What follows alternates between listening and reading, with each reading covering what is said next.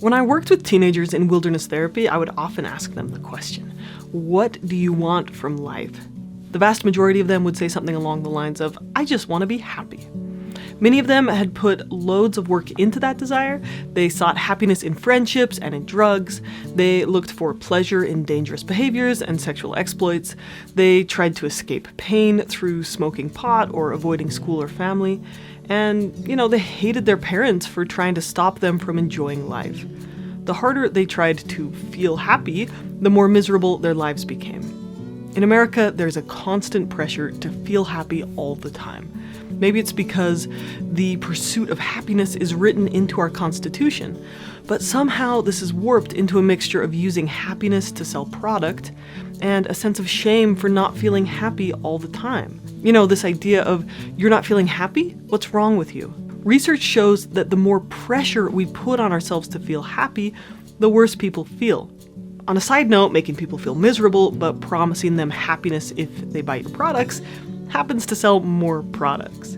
People who try to live up to society's expectations of happiness tend to feel worse in comparison to people who focus their lives on their purpose, their values, and their meaning. Today, we're going to look at one way we can create a good life without becoming obsessed with happiness.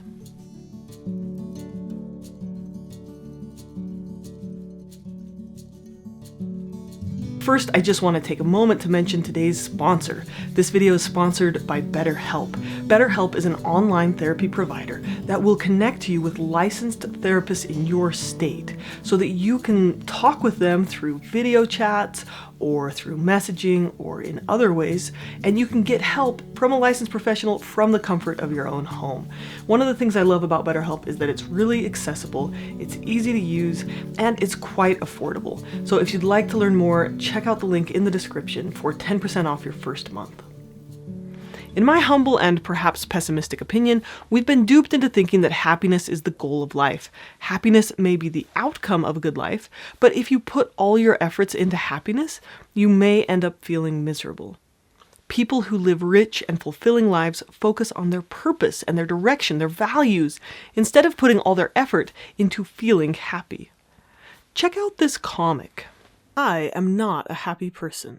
When I tell people this, they infer that I am unhappy. They assume my status is binary.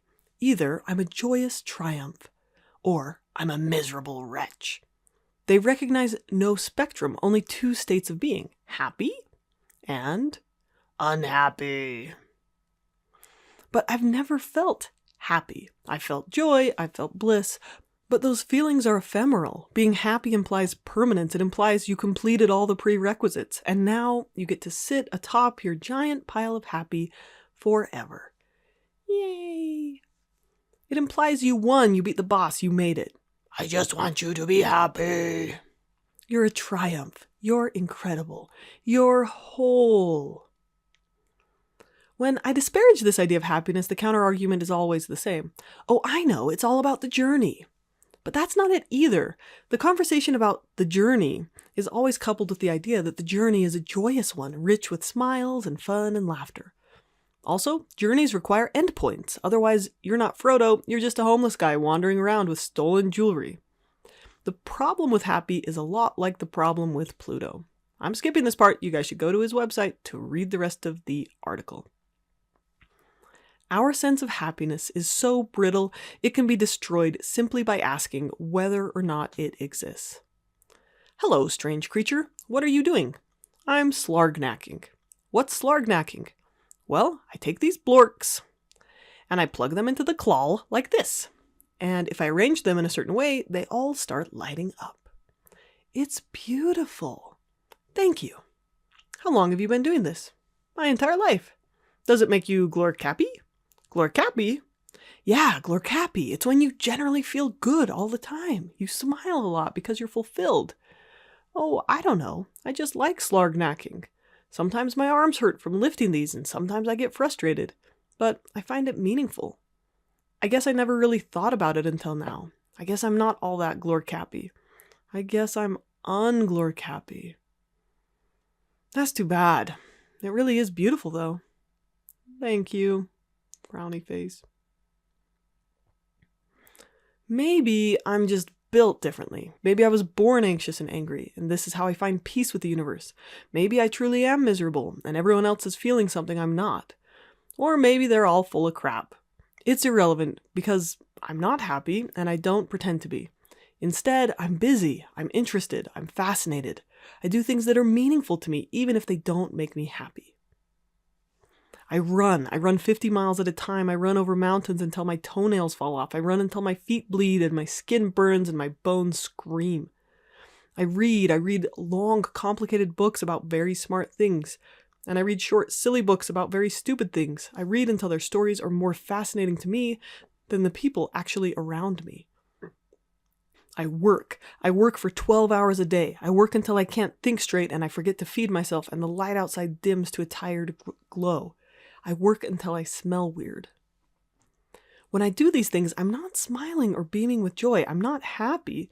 In truth, when I do these things, I'm often suffering. But I do them because I find them meaningful. I find them compelling. I do these things because I want to be tormented and challenged and interested. I want to build things and then break them. I want to be busy and beautiful and brimming with 10,000 moving parts. I want to hurt so that I can heal. I'm not unhappy. I'm just busy. I'm interested. And that's okay. If you like this, you can get his book. I really think there are some people who can or do feel happy much of the time, but they aren't struggling to feel this way. And for the rest of us, struggling to feel that way often makes us feel worse. That comic was based off the article by Augustin Burroughs. He starts off with, "I just want to be happy. I can't think of another phrase capable of causing more misery and permanent unhappiness, with the possible exception of, 'Honey, I'm in love with your youngest sister.'" In our super positive society, we have a zero tolerance policy for negativity. But who feels great all the time? Yet at first glance, it seems so guileless. Children just want to be happy, so do puppies. Happy seems like a healthy, normal desire. Still, this recipe of defining happiness and fiddling with your life to get it will work for some people, but not for others. I am one of the others. I am not a happy person. Now, this is all quoting from this article. I am not a happy person. There are things that do make me experience joy, but joy is a fleeting emotion, like a very long sneeze. A lot of the time, what I feel is interested, or I feel melancholy. And I also frequently feel tenderness, annoyance, confusion, fear, hopelessness. It doesn't all add up to anything I would call happiness, but what I'm thinking is that so terrible? I know a physicist who loves his work. People mistake his constant focus and thought with unhappiness, but he's not unhappy, he's busy. I bet when he dies there will be a book on his chest. Happiness is a treadmill of a goal for people who are not happy by nature. Being an unhappy person does not mean you must be sad or dark. You can be interested instead of happy. You can be fascinated instead of happy. The barrier to this, of course, is that in our super positive society, we have an unspoken zero tolerance policy for negativity. He continues by explaining how his life is good, but that thinking, "I just want to be happy," tends to make him feel more miserable. Now, I don't necessarily agree with everything he says, but I do think that seeking positive emotion and avoiding negative emotion is a trap. Both of these lead to rumination or seeking the next high, seeking the next, transient feelings of pleasure. Happiness is a good thing, but trying to feel it all the time makes you feel worse. I and acceptance and commitment therapy propose a radical alternative to seeking happiness, to make your life about your direction and your purpose instead, to allow yourself to feel all the feelings and to put your energy towards something else. A rich and fulfilling life is more likely to be found when your life has a purpose. What beauty are you creating with your life? What good are you doing in the world? What are you building? What are you making? A self-centered, hedonistic drive toward feeling good tends to lead to loneliness and misery. When we center our lives on our purpose, on what's meaningful to us, and when we move in that direction, we tend to be joyful. When I use the word joy, I mean a lasting appreciation of the beauty of life, of fulfilling relationships, even when they include pain, of seeing and appreciating and creating goodness and abundance, rather than demanding happiness. I can find joy in a long and painful hike or a freezing cold wind, but that doesn't mean that it's fun or comfortable. It might be, but joy is bigger than comfort. Same thing with love. We can create love by reaching out to others, but to risk loving also risks hurting. But to not risk loving guarantees hurting. We create love by reaching out to others. So going back to my years in wilderness treatment, it was really interesting for me to watch these teens in the desert, right? Their circumstances were difficult. We hiked long miles, we slept under tarps, we ate simple foods cooked over a fire. They had no drugs or sweet foods or cell phones or video games. But as the weeks went on, something bright inside of them began to glow. They would feel a sense of awe in an amazing sunrise, or they'd get excited about their most recent cooking invention involving flour and dried beans, or they'd laugh their head off playing a game of stickball. And as they spent time in the quiet nature, they started to see their life from a broader perspective. They cared about the group of kids they were with. They talked about their future, and the way they talked started to change. They began to talk about helping others, or they'd talk about their little brother. They opened up and talked about trauma and philosophy, and they'd tell stories, and we'd have the most amazing group discussions under the stars. And then one day their parents would come to visit, and a surprising majority of them would run to their parents and hug them and cry with joy to see their mom and dad. These were the same parents that only weeks earlier they'd been cursing. And even though their faces were filthy, their eyes would shine with excitement and with joy for life. If you asked them if they were happy out there, I doubt many of them would say yes.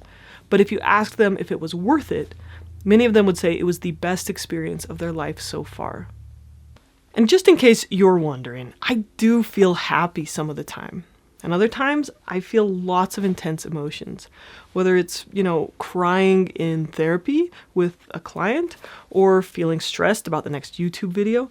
But for me, that's all good. My life is about doing good in the world. And so I love it, this whole experience that I'm having. So tell me, what is it you plan to do with your one wild and precious life?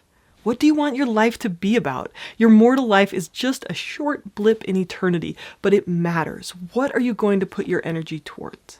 For this week's assignment, I want you to go to a cemetery and walk through the headstones. As Robin Williams says in Dead Poets Society, "Soon, boys, you'll all be fertilizing daffodils. Carpe diem." At the cemetery, look at what people chose to be remembered by. Some of them are remembered by sports, others by hobbies. Some focus on their families or their beliefs. Take your journal and write about what you want your life to be about. Is there anything you need to change about your direction and priorities to make that happen?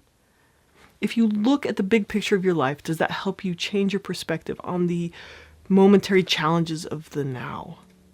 In the next episode, we're going to talk about how you can define your values, the things that matter the most to you, and how you can use those to overcome challenges like depression and anxiety. Thank you for watching, and take care. This video is one skill from my 30-skill course, How to Process Your Emotions, where I teach 30 of the most essential skills for resolving depression, anxiety, and improving mental health. Emotion processing is an essential skill for working through intense emotions, but most people have never been taught how to do it. I'm putting every single main video lesson on YouTube for the world to access for free. You watching these videos, sharing them, contributing to my Patreon, and my sponsors make this possible. If you would like to access the entire course in one place, ad-free, with its workbook, exercises, downloads, extra videos, live Q&As, additional short readings, and links to extended resources, the link to buy the course is in the description below.